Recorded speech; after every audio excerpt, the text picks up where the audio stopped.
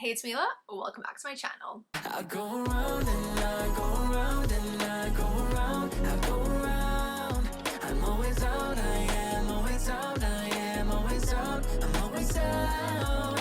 I keep running so I don't have to go. Hello. So today I wanted to bring you guys a little video about my experience as sorority president. So if you don't know, I was the president of my sorority for the year of 2024. I do want to be perfectly honest and say that I did resign early. I think the term is like probably 11 months. I resigned 9 months in because my values no longer aligned with that of the sorority. I did not agree with the messaging that they wanted me to put out towards all the actives. So I was like, you know what? I cannot say this to them when it's something that I believe is not right, when it's something that I do not believe in myself. So I'm not gonna do that. Here's my resignation. If you want to know more about that, I really spilled the tea in my 2024 wraps because I was like, that's where all the drama is, because you're gonna see it was a little bit crazy, and the board that I worked with were some of the most problematic, toxic, selfish, and hateful people I've ever met in my entire life. But all that aside, like, that is the tea. That's like my 2024 wraps. Here I want to be productive. Here I want to tell you guys like what I got out of this experience, because yes, it was a very like strenuous experience, like on my mental health, on my emotional health, on me, and just honestly my sanity. Even though it was like such a tough experience, I grew so much. I learned so much about me, about other people, how I manage and like work with other people. So I wanted to like bring you guys all the positive and like beneficial things that I went through this experience.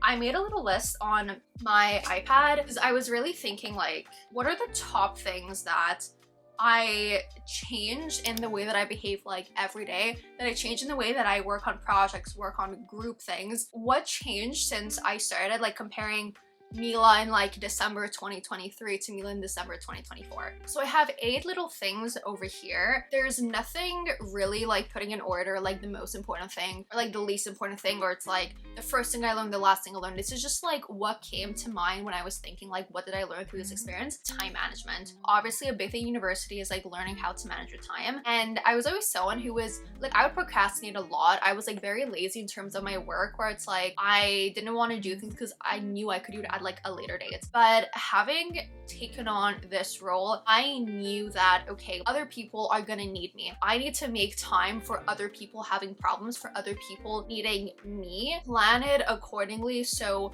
whenever there's an event, whenever there's something that you know that is gonna take time, you are more free. Because also like at this point, I knew what every event entailed. Like I had either put in the work, helped put in the work by assisting someone in their position, or just observed. I knew what would into everything, so I could kind of like allocate my time properly. And I really learned that I'm the type of person who, it's like the more I have going on, the more I manage my time properly. Because if I don't have anything going on, then there's nothing really like keeping me in check. But if I have a lot of things going on, I automatically tell myself, okay, like you have to finish this by this date, this by that date, so you can do everything. I don't want to tell you like pack up your schedule, because for some people that's gonna work, some people that's not gonna work. I know that works for me.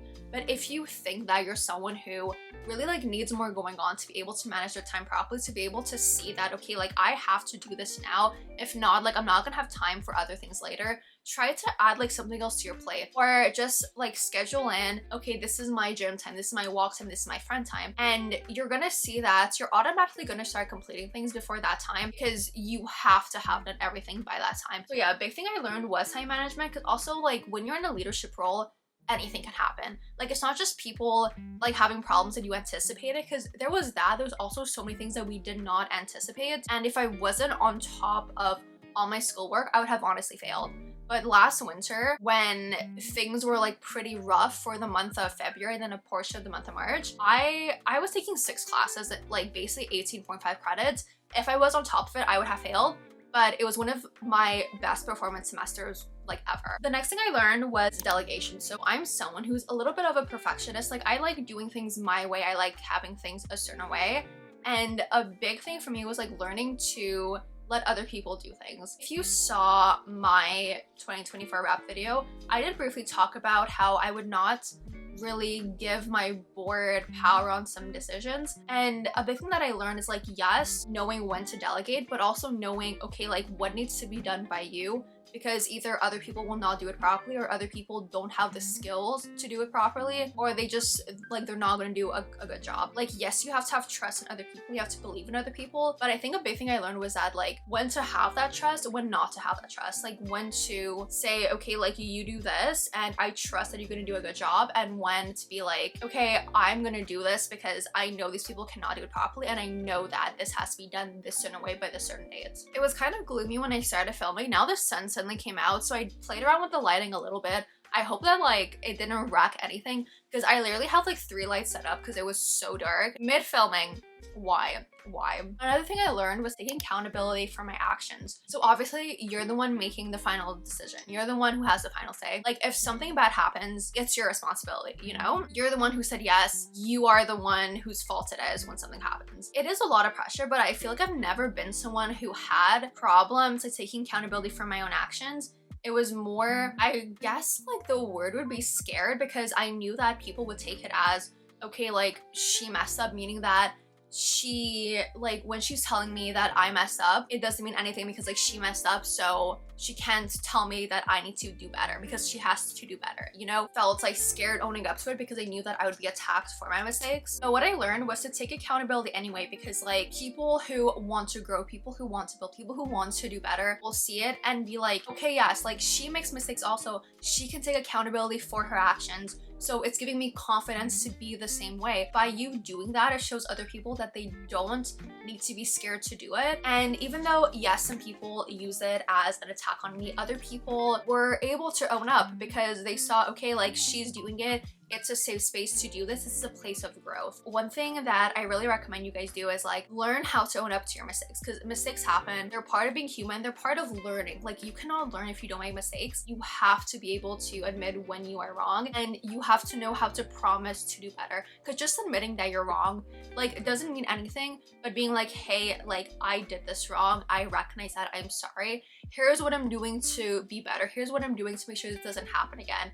And I really learned like how to structure an apology, or just how to structure me taking accountability for things that I did or said that maybe weren't the best decisions at the time. Kind of tying in with that is proper communication. Obviously, like you are the one who has to make statements about big things. You're the one who has the final say. You are in a position where people can take your words and basically twist it around if you don't use the proper words. If you come to someone super emotional, then they're gonna answer with emotion. You have to be very factual. I'm not saying cold, but you have to know like when to be a friend and when to be a leader, and the proper language to use for those things. Like you have to know how to say what you actually mean in a professional way, and once again, how to turn the friendship hat on or the president hat on. It was a hard thing for me because I am someone who was like friends with a lot of people. I tried being too friendly, and then when I started being more authoritative, yes, it was a little bit of like pushback because it was a different side of me, but I feel like that was when things were getting done,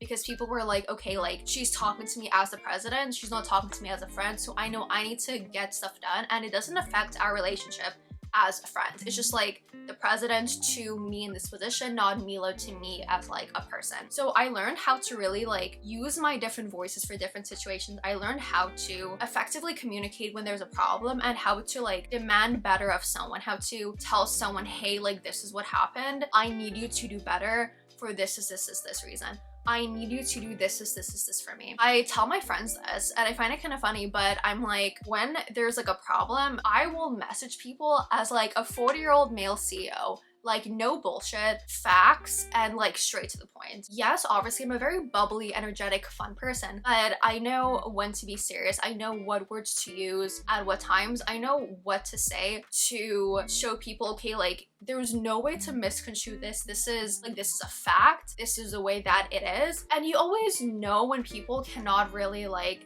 they don't have anything to back things up, because when you come with them with like cold hard facts and they start pouring out emotions, you know that they don't have anything to argue against you with, right? And it was really learning how to talk like that, talk in an effective professional way, that helped me so much. That was when I feel like I was heard the most when it came to problems, especially with certain people who were like taking me admitting to my problems and using it against me. That was when I feel like I was really heard by them. That was when I feel like something changed in them. Like obviously I did leave because they were very like toxic people, but some people you have to talk to them like that. It's something that obviously you're gonna learn like later on in life, but I feel like having learned that now, having learned proper effective communication, proper words to use in proper situations, learning that is something that despite like every negative thing that got me to that point, that's something that I'm always gonna be super grateful for. It's hard like putting on a professional hat and not showing any emotions, but that is when you get the most things done. Tying in a little with like learning how to communicate based on like people is learning how to work with difficult people. No matter where you are in life, you're gonna work with difficult people. The biggest thing that I learned is like how to keep my cool around these people. At some point, like there was this one VP meeting. I talked about it like in my 2024 wrap. Basically everything that some person was saying was absolute lies. It was just like lie after lie after lie, but I was like, this is a very emotional conversation. If I come in with emotion, nothing productive is going to be accomplished. It took so much in me to keep myself calm because I was actually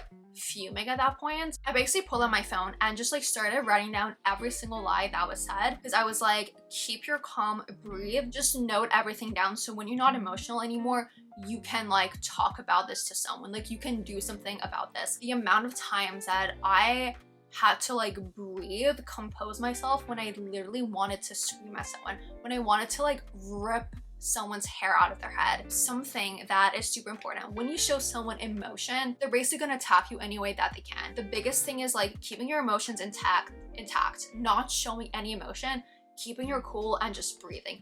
Write down everything that they do, write down everything that they say, but keep your calm, keep your composure. If you stay calm, if you stay quiet, if you keep your composure, they're just gonna keep on talking and they're just gonna keep on burying themselves into a grave. Breathe. I know it's hard, trust me, I know it's hard, but like breathe, compose yourself, exit the room, drink water, do whatever you have to do, keep calm, because that is the best, like the best reaction is sometimes no reaction. So the sixth thing I want to touch on is making hard decisions. I kind of talked about it before with the whole like learning how to take accountability for your actions, but you're gonna have to make hard decisions that not everyone is gonna agree with, or you might not even feel super confident with it, but at the end of the day, some decisions have to be made. I'm not saying to make a decision that you know is wrong. Make the decision that feels right to you at this moment. Block out every single noise, whether it's someone who you trust, someone who you don't trust. Block all that out and be like, hey, what do I think is the best decision? I'm in the position where I should be making this decision. What do I truly believe is the best thing at this point? I know it's very stressful, it's very hard, it causes a lot of anxiety, but at the end of the day, you need to live with your decision. If you believe it's the right decision, it is the right decision.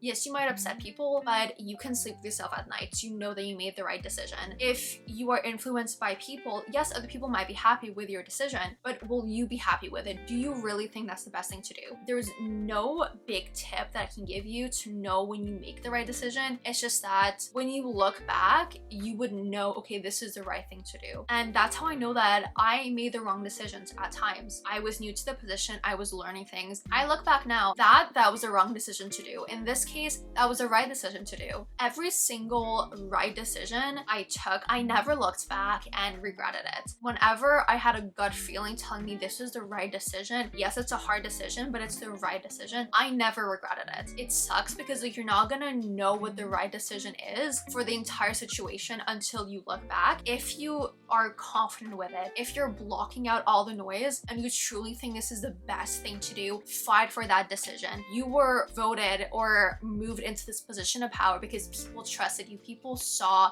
that you are someone who can make proper decisions. Lock everyone else out and make your decision, because at the end of the day, who cares who you upset? You need to live with your own decisions, and if you're happy, that's all that matters. So another thing I do want to talk about is learning how to say no. So I'm not saying it's something that's easy. It's not something that you can learn overnight, but being confident when you say no is such an important thing, because if you can say no, people will take advantage of it. People will bring anything to you and be like, hey, can we do this? Can you give me this? Can you do this for me? If you don't say no, people are gonna walk all over you. People are gonna put everything onto you until you're like, no, we're not doing this anymore. I'm someone who was very like, I want to help people. I want to make this as easy for people as possible. And the biggest thing I learned was when to be like, no, like this is your job, this is your responsibility. you need to do this. Like, if there's any problems, like, further on, come to me, but this is not my job. This is not my responsibility. Like, you were elected into this position. This is what's expected of you. If you cannot do this, respectfully resign. Saying no is not what people want to hear, especially when it's your friends. Like, when you're managing your friends and having to say no, it is hard because sometimes we do take things personally. Like, we're all human, it's gonna happen. But, you know, have the conversations, be like, hey, I'm saying no because of this. When you give people reasons why, they're not gonna take it personally. Like, they're gonna understand you, they're gonna see why you came to this decision. Once again, if you are not able to say no, people will take advantage of it. Like, your friends, not as much, but people who don't want to do their job, people who are lazy, people who just have no respect for you are gonna take advantage of it. Yes, like, when you say no, they're gonna complain about it, they're gonna have problems with it, but at the end of the day, you are putting people in their place. You are telling people, hey, if you have a problem, you're resigning, because obviously you cannot do this job, you are not responsible enough, you're not mature enough. Either do your job or respectfully leave. And they always do their job because they don't want to leave, right? Have a backbone, say no, because once again, it's something that's going to help you out in every single aspect of your life. And finally, the last thing I want to talk about is setting boundaries. Once again, like, I'm someone who really wants to help people. I'm someone who wants to bring us all together, wants to just make sure everyone is, like, doing well, right? The biggest thing I learned was setting boundaries. So I have time for me, I have time to do what's important to me. At some point, I was, like, telling people, hey, if you text me after this time, I'm not answering, because I have my own life, I have my own things going on, I have school, I have friends, I have a life. If you text me after this point, if it's an emergency, I will answer. If it's something that can wait, it's gonna wait. Again, having a backbone, setting your boundaries. Yes, people are gonna be annoyed with it. I forget who said this, I think it was someone online, but they basically said people who are angry at you having boundaries are the people who benefited from you not having any at all. So those people, yes, they're gonna complain, yes, they're gonna say bad things about you. You have peace of mind because you're like, hey, I can literally mute you, I can block you, I don't have to answer to you from this period of time to this period of time, because that's my boundary, that's my time off. Giving myself that time off was the best thing I could do for my mental health. Setting that boundary, literally, I muted the group chat at some point because I was like, I cannot deal with this. I have my own personal things. I cannot deal with your toxicity. Have your boundaries, set your boundaries, and everything. Me was mainly like when you can contact me, when I will answer you, because I was like, hey, I cannot be on my phone 24/7 if you have a problem. You're an adult, you're old enough to try to figure out this problem by yourself. If you cannot figure it out, then come to me. Because people would just, like, dump their problems onto me, and it's like, no, you're an adult, you took on this responsibility, you should be able to fix your problems. Most times, if you don't answer them, they will fix their problems. So really setting that boundary gave me peace of mind and made people actually do their job, made my job so much lighter, because they only came to me when there was a big problem that I had to be involved in. And yeah, that's pretty much the 8 big things that I learned from my time as president. Obviously, I'm super grateful for the experience, even though it was very hard. It was mentally strenuous, emotionally strenuous, but I know that at least like 90% of the problems that I had came from a very incompetent, selfish, and toxic VP board. I hate that I had to leave early because of them,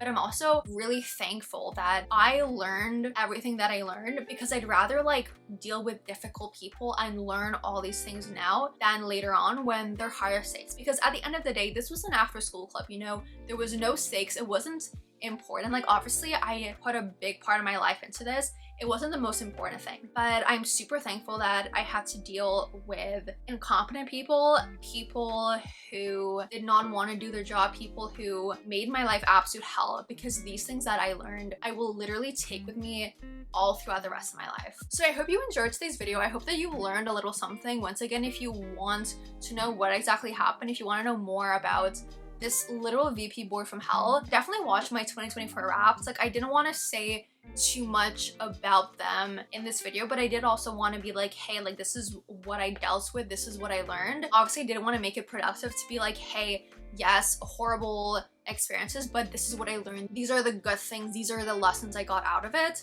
But it did kind of take like a negative turn because, again, I'm talking about them. But you know what? I'm done with my 2024 wraps. I'm done with this video. I will never have to speak about them ever again. I will never have to think about the horrible experiences I had. Some experiences were so good. Some experiences were amazing. I learned so much. I had so much fun. I met so many amazing people. I literally had the best like 3 years of my life, but I also had some of the hardest times. It's something that I wish on no one having to deal with people like this, but also the lessons that I learned are completely unmatched. Again, it's gonna carry on with me for the rest of my life, and I'm super, super thankful that these great lessons came out of this horrible experience. So yes, if you enjoyed, definitely hit the subscribe button and leave a thumbs up. I was gonna say to bring you more sorority content, but this is literally the last sorority video I will ever make. So just like leave a thumbs up if you want more like college-y type content. All my socials are down below if you want to go check me out, my TikTok, Instagram, and Goodreads. And yeah, that's pretty much it. So stay safe, protect your vibe, and I'll see you all next time. Bye guys!